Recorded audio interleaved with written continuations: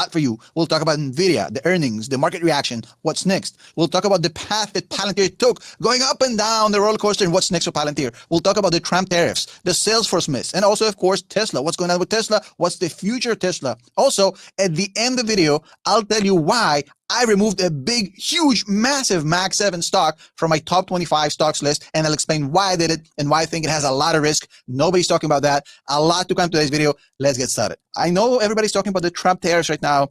The EU is being tariffed 25% allegedly. That's just an idea. He floated it. Whether that's real or not with Trump, it's really hard to say. A lot of uncertainty. Now, when you introduce uncertainty to the stock market, it usually causes a negative reaction. It's not the first time we see it. Uncertainty means risk. Risk gets priced in. Stock markets drop. That's what you've seen in the past few days. Because people fear that the risk is going to manifest itself in trade wars, which is going to get inflation up. Inflation going up means we might get to stagflation, means we might get to recession. So that's the fear. The track record of Donald Trump shows us that he is really, really good at bending, but not breaking the stick, so to speak. So he's good with playing the game and being an agent of chaos, but to an extent. Right now, the markets have not collapsed, which means that the markets believe that the Donald Trump isn't going to break the market. It's going to stop at some point before it gets too late. And I tend to be in the same camp. I don't think he's an irrational player. I think he's going to use this to create leverage and then at some point stop, and then the markets will rally. And all the doubters that sold off are going to lose out on the massive explosion of profits. Let's call it this way. I was about to say something else. Now, again, with Trump, there's no certainty that that's going to happen, but that's what I think might happen. Now, if you like Donald Trump, dislike Donald Trump, it's irrelevant. My sentiments are irrelevant. The market doesn't care and Trump doesn't care. Whatever happens, we have to analyze both scenarios without going into politics and our own personal preference. I actually like what Tom's saying right here. And it's not to blow smoke up your backside, Tom, but to his point, right? You need to have your own plan. You need to execute what your plan is and be emotionless about it because, and before we get into that, before we get too deep, right? This is one of the things that I'm really trying to make sure as we put on trades now that I want to get across to you, right? When you put on a trade, you should have no expectations of the outcome. Now, I know that might break your brain right there, but the expectation is something is going to happen. I don't know what. So I'm not going to expect to win. I'm not going to expect to lose. I'm just going to expect something to happen. I would also say that there are no profit targets, right? If I have a profit target and say, I want to make round numbers, I want to make $100 on this trade, right? If I make that $100, sweet. Does that mean I get out? Or what if I never make that $100? What if it's like AMD, and it's only going down and seems like it will only go down for the rest of time. Currently, it's down nearly 4% right now. Let's say you had a profit target on AMD of it to go to 120. Right? You may be holding AMD to get to 120 for the next 17 years. I mean, obviously exaggeration, but that's the point, right? By not having an expectation, not having a profit target, then you just know I have a plan to get out when one of my exit signals happens, and I am indifferent to the outcome. And I know that that's going to break your brain. I know that you're probably thinking, this Chris guy's so full of crap. But this is the way right here to be successful in the market. Do not have an expectation on what will happen. Do not hope and pray and dream and start pricing Lambos when you put on a trade, because we don't know if you're going to make a little, if you're going to make a lot, or if you're going to be scratch, or if you're going to lose a little. And you certainly should never lose a lot. We don't know what's going to happen, and you shouldn't put that expectation on the trade, because once you attach an expectation to the trade, you become emotionally involved on the trade. When you become emotionally involved on the trade, you can make some really bad choices, really, really bad choices, like digging your heels in and screaming at the top of your lungs to everyone who will listen to buy AMD, even though Chris is new on the scene and has been telling people for months at this point, stay away from AMD like it's no one's business, right? I drew on here a black line showing lower lows and lower highs. There is nothing bullish about this. This is probably this and Tesla are probably the least bullish stocks I could ever come across right now. They're awful. So back to Tom's video. You have to separate your emotions and what you feel about Donald Trump versus the reality of what might happen to the stock market. So just tell me, after this earnings report, why aren't we seeing a bigger pop out of Nvidia? And in general, or do you think we're still seeing kind of a deep-seek overhang on this company? $39 billion of revenue, data center growth of insane proportions, not as fast, not as much as the last quarter, I get it, but still almost 100% growth in data center. The Q1 guidance is $43 billion, which is again above expectations. The demand is strong. $15 billion of free cash flow for this quarter, 80% year-over-year revenue growth.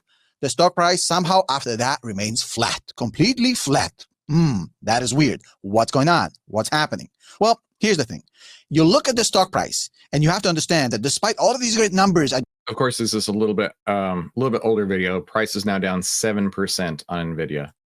just told you about. And even if you add some more fundamentals, like the fact that margins still remain very, very strong at 70%. I told you in yesterday's video that Nvidia's margins are going to be the canary in the coal mine. The minute you see margin erosion of Nvidia, that's the minute you know competition is actually getting closer. At 70% gross margin, nobody's catching them. That is monopoly numbers. Again, Nvidia isn't going to do 150% revenue growth year over year forever. Obviously, that's never going to happen. At some point, they will slow down, but they will remain dominant. It's not Cisco. This isn't telecom. This isn't 1999. It isn't. Explaining you why is very, very simple. In telecom, the capex cycle, the investment in the infrastructure required to go from telephones to internet was a one-time thing. And then you have to kind of upgrade it along the years, but nothing major. It's telecom. It moves slow. In AI, the level of AI development and the compute required to push all these new models further and further, the cycles are never going to end. The H100, the H200, and then the H300, 400, 500. NVIDIA keep doing this like a money printer. They're not going away. However, although they will remain dominant, obviously, with the adoption of AI going through the roof, and this cycle is not even in its diapers yet, still, you have to understand that a lot of expectations were put on NVIDIA's shoulder for these earnings. Mm-hmm. People expected to be wowed. And just like Aswad the Mother and... Yeah, that's a really good point, right? People look at what happened to NVIDIA in the last several months, and they're like, well, of course it has to happen again. Even Mahesh, our CEO here at Outlier, he was like, Chris, and this was on this was 30 or 90 days ago on the last earnings call. He's like, Chris, should I buy calls or puts or both? I was like, what? He's like, what I want to do is an at the money straddle. And I'm like, bro, you're going to literally pay a buttload of money for these options, and it may not do anything, and you're just going to watch it evaporate overnight. But that's because people have come to expect big moves out of NVIDIA and big, upside moves out of NVIDIA. And today, it's now down 7% post earnings. And I think Tom nailed it personally. I think Tom nailed it because people are so complacent with NVIDIA being like this money printer, right? You put money in, you get money, you get more money back out, like they were with Tesla a few years ago. I remember it was like 2021, 2022 ish, had to be 2021. That was when everybody got their stimmy checks. Yeah, you remember. Everybody got their stimmy checks, and Tesla was just like going to the moon, right? Teenagers were talking about how much they were financial geniuses, and all they had to do was buy Tesla. And then it fell out of favor. Right? It fell out of favor really bad for a long time, for a long, long, long time. And then it caught a bid, and now it's falling out of favor again. So let's keep on. Said in yesterday's video where I showed you guys that clip from CNBC, and I told you, as I was saying, they're going to beat across the board, but the stock isn't going to go through the roof because the expectations are not realistic. That's exactly what happened. Short term, the market wanted to be wowed, but at this point, NVIDIA almost can't do anything at this point to wow people because they've already done it a million times before. That's such a good point. This is a buy the rumor, sell the news situation. Buy the rumor, meaning that people are excited. They have the expectation that it's going to go up. And then when news hits, it's down 7%. Right? When the news comes out, it's down 7%. And Randy's got a great point. And this is the reason why I really want to avoid trading through earnings at all costs. Because NVIDIA destroys on earnings and then it goes down. Palantir has decent earnings and then it skyrockets. Right? Or you can look at something like Celsius, which everybody was super stoked because this was a Jeremy pick. And they're like, oh my God, it's up 30%. And then it's back. It has round tripped that move in 5 days. Right? Earnings can be so much of a gamble. And when I put my money in the market, I don't want to gamble. Now, long term, no problem. Nvidia is going to be a monopoly in a very, very good market. No problems in Nvidia long term. Short term volatility is fine. Nvidia just went through the roof. They need to come back down to earth a little bit, settle down before the next wave, which is going to come. Now, my end of year target for Nvidia is actually between $150 and $170 per share. So that's still very, very bullish. Okay. Tom has a target of 150 to 170 per share. I'm not saying it can't hit it, but I'm saying it's struggling right here. It has really struggled in this range between, let's do, where do we call this at? Let's go from this low to this high. This range from 115 up to 150, basically, it's really struggled to break out of that either direction. It's going to take something special to get through there. And to Tom's point, right? People have been expecting special every single day, every single announcement that comes out of Nvidia. And if they got this earnings announcement and this is the best that can come out of it, I'm not sure that profit target's going to get hit. And here's the thing. I mentioned this earlier, right? Anchoring to a profit target can emotionally bind you to a stock when you ought not need to be. In my opinion, I have a lot of faith in Jensen. I have a lot of faith in technology and in AI adoption. I think the CapEx story, the infrastructure story is far from over. And I also believe it's going to be cyclical and it's not going to end once this cycle ends. So my target, 150 to 170 to end of year, extremely bullish. Now, let's move on to Palantir. Now, I get it. It's unpleasant to go from 80 to 120 back down to 90. Tom's here for his usual 2 score. It's painful. It's not pleasant for anybody. I'm not going to sugarcoat it and say it was fun. Obviously, it's not fun, but you have to understand what's going on here in order to analyze this professionally, logically, and not emotionally. Look, the circus came to town. The circus left town. When the stock goes from 80 to 120 and then back to 90 in 3 weeks, obviously something not normal happened. A lot of Yeah, no joke. Something not normal definitely happened. You got this 50% move up. Good Lord, I didn't realize it was that high. 50% move up, and then the 32% move right back down. Crazy move right there. But we've talked about this many times specifically, right? If you had been following it, you might have been able to get out with the sell signal right there. I believe Outlier had the sell signal like the day after the top. Let me go to it real quick. But even if you hadn't been following Outlier, and you don't have to, right? What I want to teach you here is chart reading. And I'm going to pull up my exit signals. My exit signal would have been a 10 EMA broken, right? A close under the 20 or 10 EMA. Now the sell signal came on. Sell signal came on February 13th. So it was this candle here. So near the top. Sell signal came there. My closing signal, had I only been reading charts, would have been right there. I might have kept it on. It depends. But certainly, absolutely no doubt whatsoever, I would have closed right there. And so that's the difference between, longer term investing and shorter term trading, right? We both have the same objective here, but whenever the trend is bending, you can read it, right? Here's a cheat sheet for you. If it breaks the 10 EMA, that's the indicator of the short-term trend.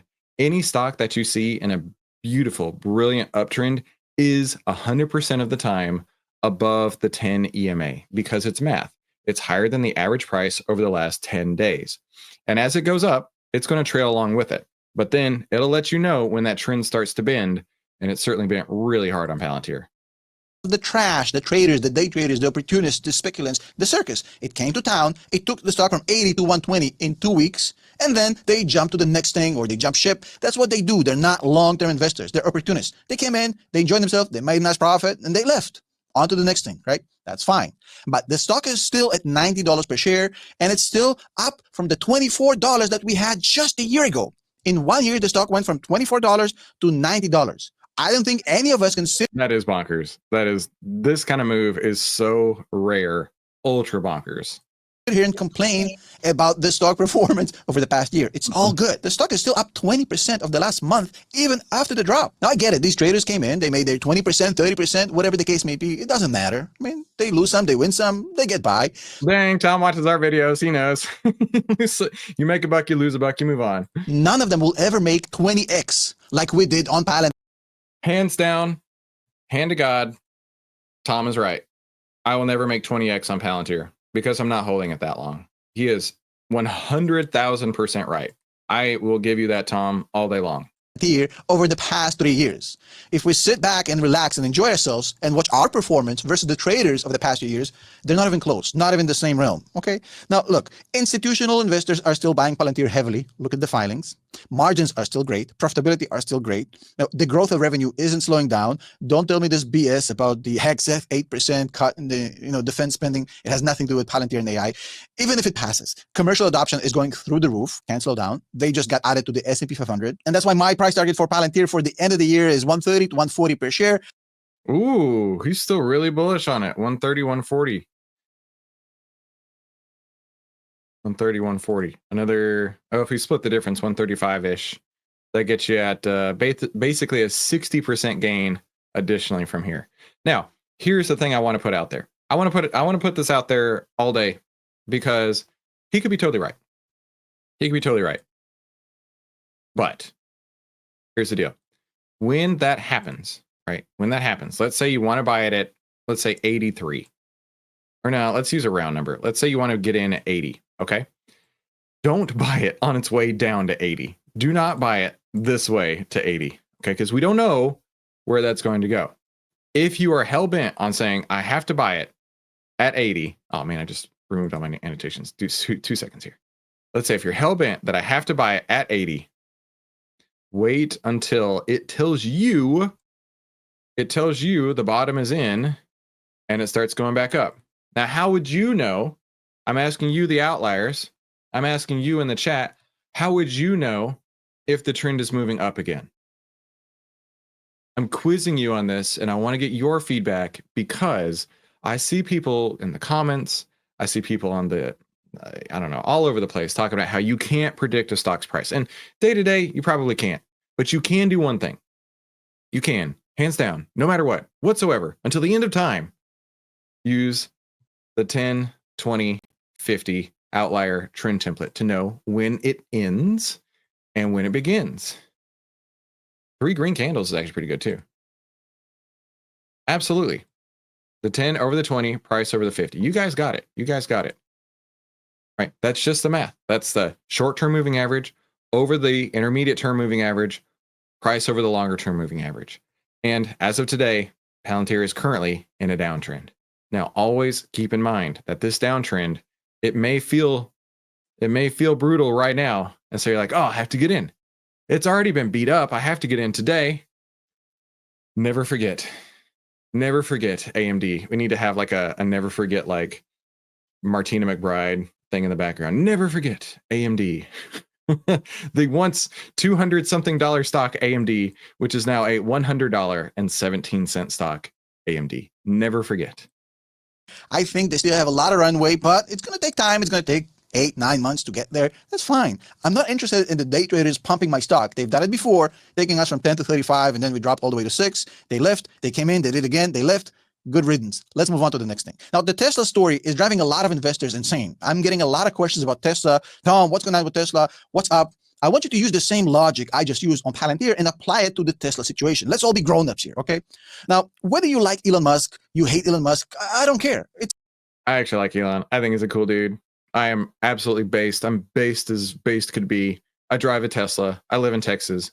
Based It's a stock. Let's analyze it like grown-ups with no emotions, right? It's down a lot over the past month. It's down a lot over the past 5 days. Sentiment is in the toilet. I totally get it. So the first thing you do when that happens is you zoom out. Okay, let's zoom out for 1 year.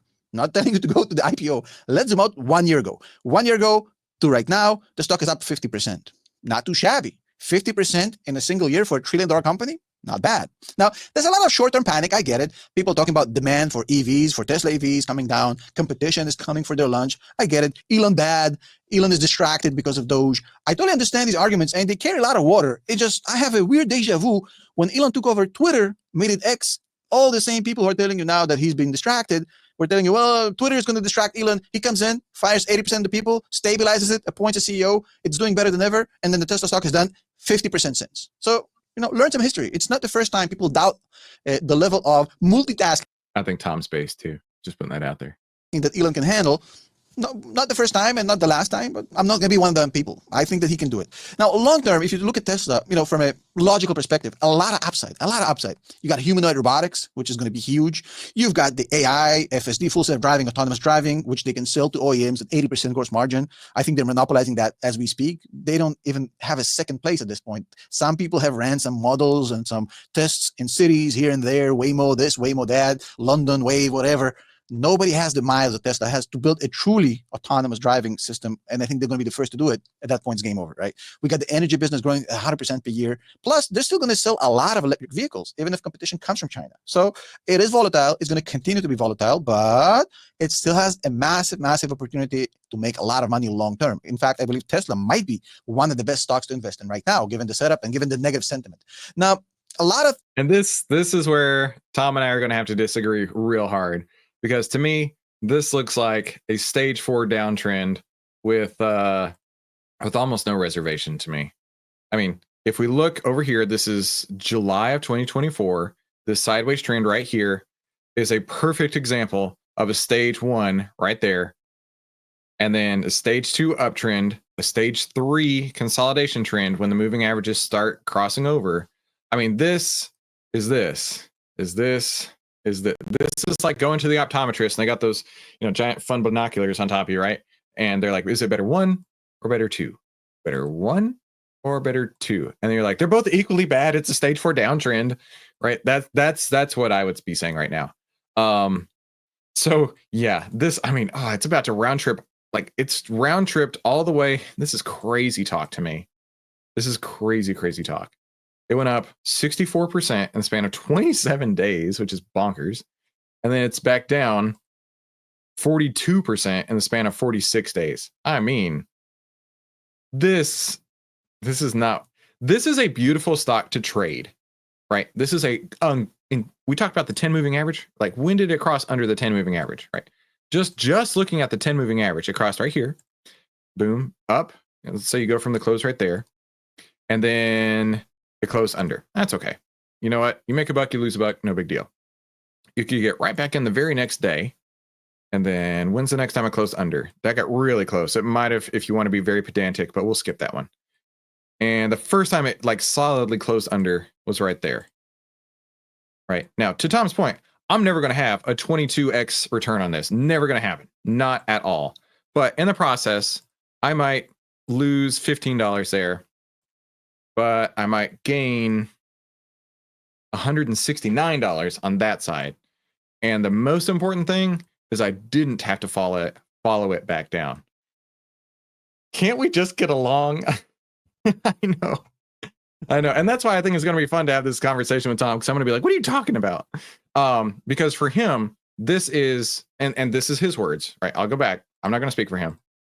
It still has a massive, massive opportunity to make a lot of money long term. In fact, I believe Tesla might be one of the best stocks to invest in right now, given the... And that's okay, because I completely disagree. And that actually right there is what makes the market. There's going to be people like Tom who says, I want to own this. And there's going to be people like me who say, I want to sell this. And that is exactly how the market is made. I think that's kind of cool, actually. Setup and given the negative sentiment. Now, a lot of things happened over the past few weeks that have scared people. And a lot of people talk about Tesla this, Tesla that. I get it. But at some point, you have to be a grown-up. Let's talk about Tesla long term. Elon bad, Elon good, and all that stuff. Let's put it to the sideline here, right? Tesla right now, to me, looks like a $500 to $550 stock by the end of the year. Dang. That's a double from here. 283. So Tom's target by the end of this year, let's call it 5.25. I mean, something crazy would have to happen. But then again, Tesla makes these crazy moves. Brian's like, based on what? Impossible. Sorry, that's wishful. Look, Tom, I didn't say that. They said it. Which is a very lucrative investment opportunity. Not even talking about long term. This is a $1,400, $1,500 stock over the next 3 years. So I'm very, very bullish on Tesla. Now, of course, we have to talk about CRM. CRM have basically pooped the bed.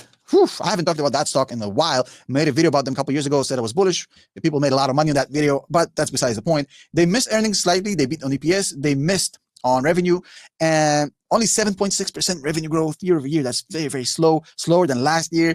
Guidance miss, just shy of $10 billion for Q1. And they have a lot of competition breathing down their neck. They're still strong. Don't get me wrong. I'm not saying that they're over, they're finished. That's not what I'm saying. But I'm saying that they have an unclear AI strategy, some AI strategy, but not clear how good it is and what it's going to do to business. This growth, 7.6%, is not amazing. And lots of competition, which means that we're doing kind of this yellow flag. We're not ejecting anybody from the game.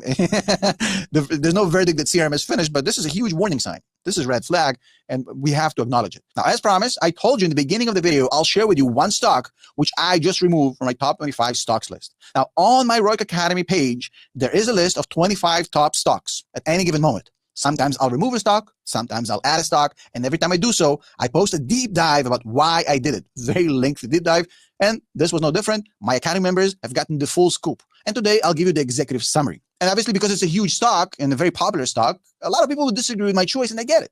But look at my track record. Not bragging, just pointing to facts. I've made mistakes, sure, but over the past few years, Palantir, Tesla, the 9 stocks I was bullish on in 2023, all the way to today, have made on average 300%, 8 out of. To Tom's point, I'm never going to catch 300% moves. So I will give him that all day. 9 of them went up, 1 went down. I talked about HIMS and talked about a bunch of companies. My system of analyzing fundamentals and letting the market do its thing over the next 3, 4, 5 years is undefeated. Now, we may get a few of them wrong, but for the most part, if you buy good businesses and you hold them for a long time, you're going to do just fine. Now, with this particular stock, here's the thing.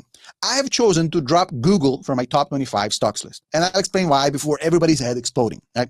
They have a huge threat from AI LLMs. The search that we used to use back in the day is being disrupted and replaced by AI agents. And this I agree with. I agree with so much. How many times now are you, instead of Googling something, are you going to Alexa? I have to say it quietly because there's Alexa over there. How many times are you going to Alexa? Or how many times are you asking ChatGPT the question? Because I don't want to search through all the links. I don't want to go through pages and pages to try and find something. Tell me the answer. That's all I want to see. That's all I want to see is the answer. So I completely agree with Tom in that regard that Google has a real problem on their hands. Before you take my head off, think about it. How many times you went to ChatGPT instead of to Google search over the past year? The whole business of Google, the ads, is dependent on people using Google search, and that is being disrupted. On top of it, they have a huge competition coming up from Meta and TikTok, even on the video space of YouTube. And I'm a huge fan of what they're doing on YouTube. I get it, but it's being disrupted. Now, cloud, they're good. They're growing 30% per year, but they're not threatening the dominance of Amazon and Microsoft. I mean, they're good, but it's pretty much, stagnant. On top of that, they have regulatory issues, which are still unresolved. Who knows how that figures itself out? I'm going to stop this video right here, and I'm going to answer Ghost Trader. Ghost Trader, not in the least. But what I want to do is I want to give some perspective. A lot of YouTubers that I talk about, Tom included, no offense, Tom, push things like AMD. Now, when I first started covering these type of videos, maybe about a month ago, AMD, in fact, January 6th is when I started covering these type of videos. AMD was at $125. And I saw all these videos saying, hey, buy AMD, buy AMD, buy AMD. AMD is now down 22% in the span of less than 2 months. Does that make me better than them? Not in the least. But it gives a different perspective. And that's what I want to do, because I see these videos just like you do. And my thought, because I can have a platform, is, you know what? I don't think people need to be buying this right now. In my opinion, it's a terrible place to be. And I can disagree with Tom that Tesla is a terrible place to be right now. I can even do that while driving down the road in my Tesla. That Tesla, the stock, is a terrible place to be. It can be an incredible company, but a terrible stock, right? All stocks are bad, but every once in a while they behave. Tom happened to say, Ghost Trader, we love to get roasted. This is hella fun. Don't take it so seriously. Also, it does get the views. Tom knows. Jeremy got 75% last year, and you know what? That is cool. Good for Tom. Good for Jeremy. I had 92%. And if we're going to measure bananas, right? Someone's going to have a bigger banana at the end of the day than somebody else. And you know what? That's part of the game. So let's shift gears and let's do this. Let's rank Tom's video. Now, y'all know Tom is in the chat, so this is going to be fun. but let me introduce myself real quick. I don't know if Ghost Trader knows who I am. But my name is Christopher Yule. I've twice been awarded top 100 people in finance. I was mentored by 5 of the market wizards who are the best traders of all time. And Ghost Trader, you're more than welcome to go watch the videos on my YouTube channel. I got receipts all day. I've been successfully trading since 2009, and this is where outliers like us save time, make money, and start winning with less risk together as a team. Now, of course, I want you to rank Tom's video and go ahead and subscribe if you haven't already. Here's what we've gone through this week. We had one trading psychology video that was absolutely like gangbusters awesome, beyond legendary.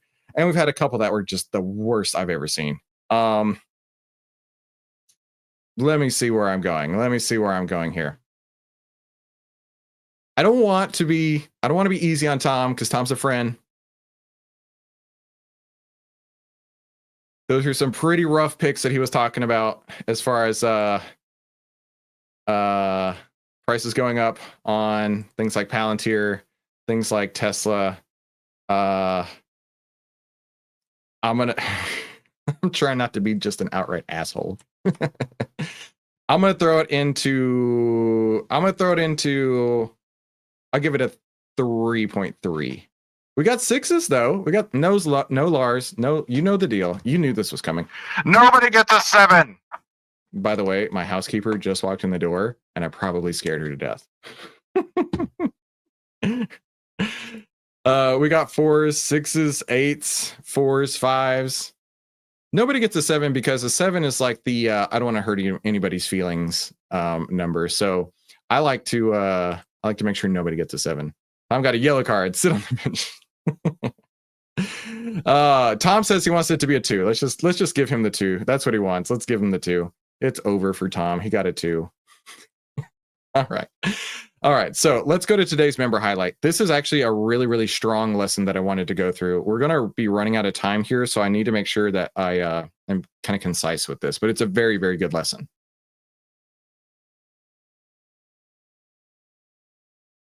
All right, so over in our Discord, Gimme 312 had an issue with some options that he owned on Juniper. Let's go look at Juniper stock real quick. JNPR. So Juniper stock, he bought some puts, some 37 puts as it was going down. And yesterday he was a bit upset, and understandably so, because when he looked in his broker, it said they were worthless. And he said, how can these be worthless? They're in the money. There's no way this can be worthless, right? And so I took a moment. I went over and I screen grabbed a, that's too big. I screen grabbed an options chain right here. So at the time, it was $35.99. Juniper Networks, $35.99. He was in the March 21st, 37 puts. And he said, it shows 0 in my account. The issue, though, was that the strike that he chose was very illiquid. You can see you've got these in the hundreds or the thousands, and then the particular strike right here has no liquidity there almost. And after hours, these things widen out like crazy. Like, don't be surprised if you look at it after hours and it's like nowhere close to what you would expect.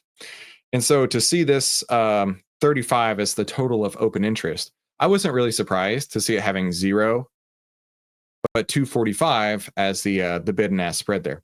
So I said, your options are currently worth $1.01. And you get that by taking the strike price minus your current price. The strike price was 37. The current price was $35.99. It says that's how much moneyness that would have, because they are in the money. You can't have a option that's worthless if it's in the money. And because of that spread of the low liquidity right there, I like to have at least 250 contracts, of course, as many as I can. But while it might mark 0 in your brokerage, you could more than likely get filled at 101, but maybe even higher. I saw Bob actually had a really great point.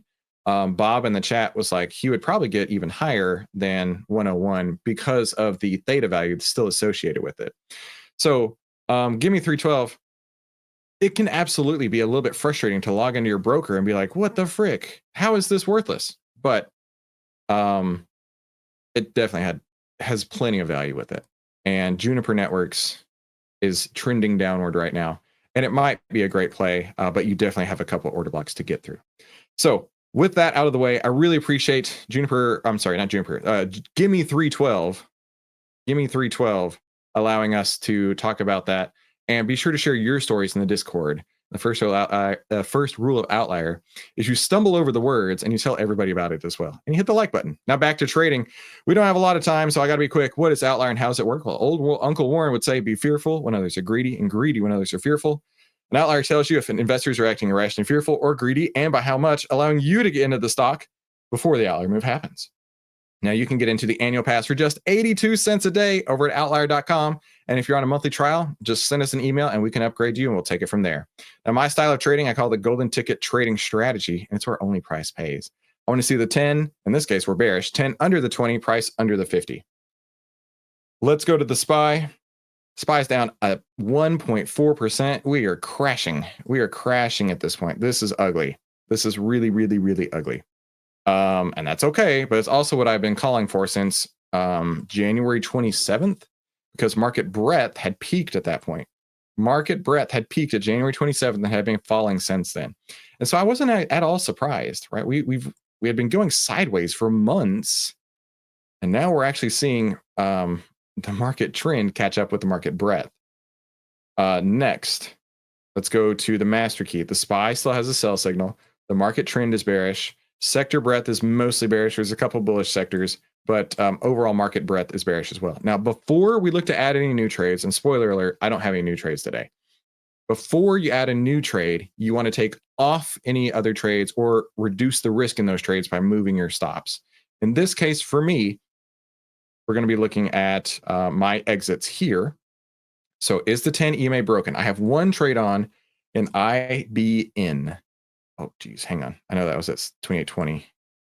IBN puts on IBN. And this has worked out decently well. There's no order blocks in our way. The 10 EMA is moving down, so it's not broken right here, and it's not above the half ATR from entry. So no problem there, no problem there, no problem there. Now the outlier heat map, that's where we got a problem. If I go to IBN on the heat map,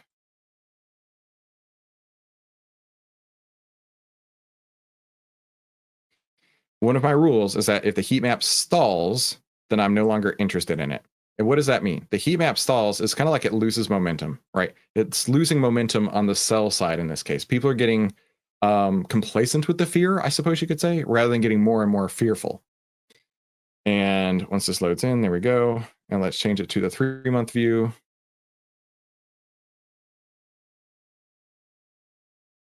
Six Strings is making bank on his Tesla puts. Okay, so this is the number I wanted to show you here. Look over here, it shows the heat map value. And when we got in, it was R11. Yesterday, it was R12. Today, it's also R12. So that's a stall for me here. The sector continues to get more bearish, more fearful, less greedy. And the stock itself, however, seems to have stalled right there. So the great thing about this is that I didn't have an expectation on this. Not at all, right? I didn't expect to win. I didn't expect to lose. I just expected something to happen to cause me to take one of my exit signals. And that thing has happened today. So I'm going to go ahead and I'm going to take it off. Now I'm going to pop open trade here.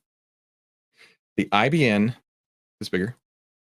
IBN 30 puts is what I'm in. So currently says the price is 205. We go to my other screen in the business account. And I'm going to close the full position. Close position full at 2. Let's try 206 just for fun. Let's try 207 just for fun. Working 207. Let's try it again.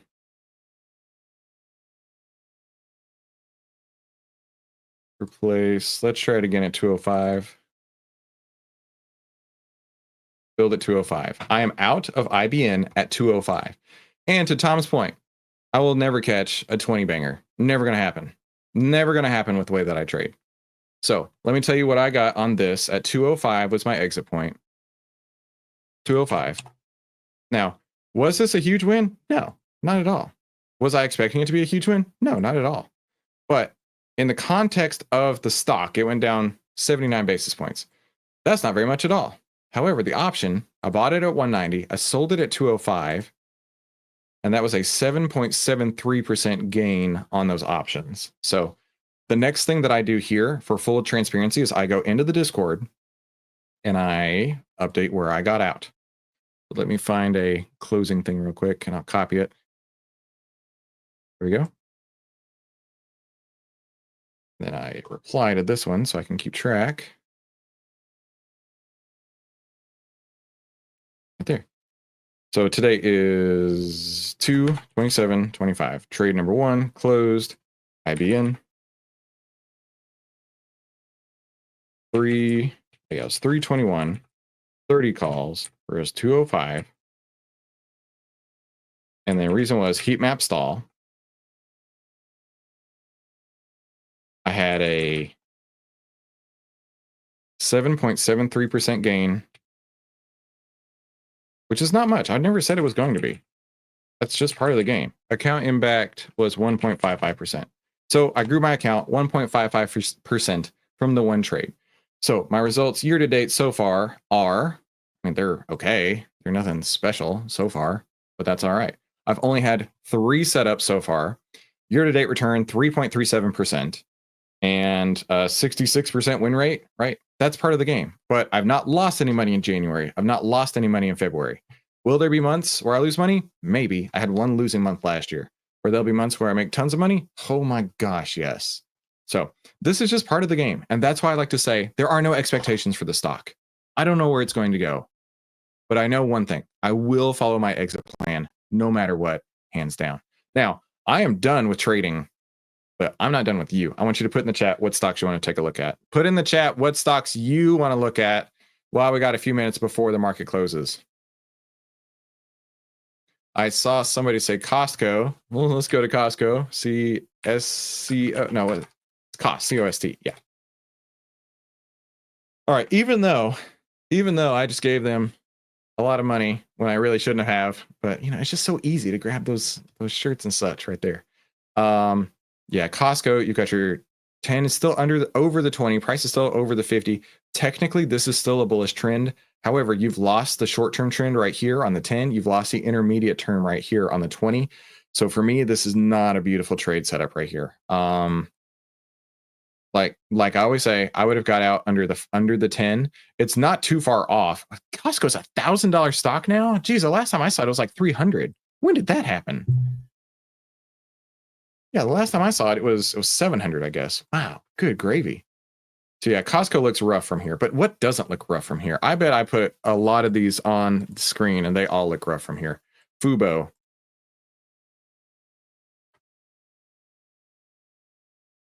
Oh, this is a Jeremy stock. I remember. Yeah, giant overhead order blocks. You've got 1, 2, 3 overhead order blocks right here. It did have whatever news was announced. I think it had something to do with Disney. That's a 360% gain right here. Closed under the 10-period moving average, which needed a while to catch up, of course. Closed under there on January 16th, and it's been drifting sideways since then. It's not quite to a bearish trend right now, but you do have earnings coming up, and that, I don't know where that's going to go.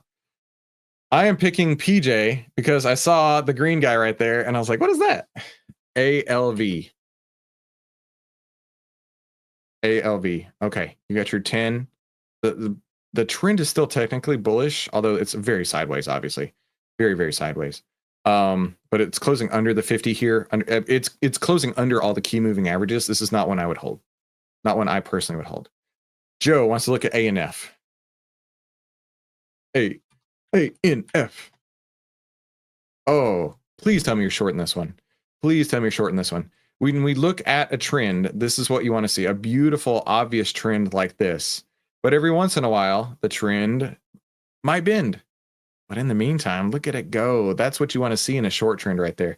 It does have some order blocks around 97.90, so it might bounce there. You got earnings coming into the next few days, so I'm not 100% sure. But yeah, this is clearly in a downtrend. Beautiful downtrend, by the way. Half ATR from entry price. So the ATR is the average true range over the last X number of periods. Let's go to IBN. For me, that is my stop loss point. That is my one stop loss point. If it breaks over half of an average range over the last 14 periods, which in this case was 40 cents, so 20 cents up. If it breaks over that point, that is a exit point for me. But it doesn't have to be for you. That's my personal stop loss. SO. It's a beautiful trend. The issue with SO and other stocks like this is that the market is pushing down hard. The SPY is going to close down over 1.5% right now. We're at 1.58%. If that weren't so strong against this, this could be up even higher. Now, keep in mind, relative strength like this compared to the SPY, right? Relative strength when, good gravy. Relative strength when a stock looks like this and the market looks like this. If the market were to turn around here, it could like slingshot it. It could slingshot it even higher. Double bounce on a trampoline, kind of jump right there. But so it looks actually really beautiful in a market that's hurting.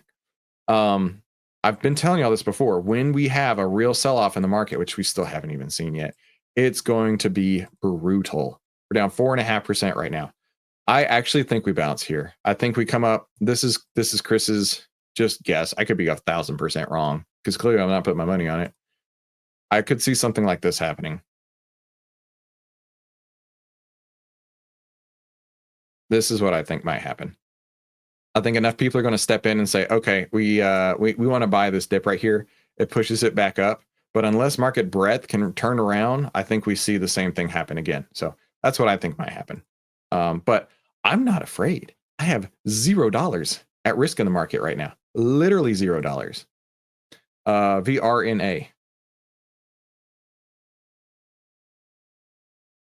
Again, another stock that is just like relative strength off the charts. Look at this outstanding trend. This is what you want to see in a stock. You want to buy stocks that are trending up and then get out of the way and buy and not be in stocks that are trending down, right? That is gorgeous. That is so nice. Then you compare it to Tesla. You compare it to Tesla right here. VRNA up 5.86% today. That one looks great, my friend. You better be right. Okay, we just did VRNA. Yes, you're correct. I own nothing right now. You literally just saw me close my one position. I have nothing on NTR. Because cash is a trade, my friends. Cash is a trade. It's hard to believe that a trade would hold cash, but I hold cash until I get a signal. And then I go in, and I go in deep. So this one has an order block right here. It's been fighting through this area. Definitely bullish trend. But again, with the market coming down like it is, this is going to be a lot of trouble to get through, because this is an area where a lot of people are going to be looking to sell. And if it can't get through there while the market's going down, I don't know where it's going to go, but it doesn't look, it looks difficult to get through. I put it that way. PJ wants to look at gold, GLD. Gold's been on a nice run lately, but that run might be over as of today. Look, it crossed under that 10 EMA and closed under there. I want y'all to always remember the 10 EMA is your short-term trend. Look at this. A first close over was right here. It didn't close under the 10 EMA all the way up till here. So that was a 10% move in gold in the span of 32 days, and you had zero stress all the way up. But it's now closing under that point. Not sure where it's going to go from here, but that's not very bullish to me. Gainer spot. Thanks, Chris. You saved me so much money this week. Closed gold yesterday. Actually, that was a really good move. Look at that. Outstanding job. Outstanding job closing yesterday. So SO is all I have left right now. Outstanding work. Great job. All right. Baba is going to be our last one of the day from ESAT.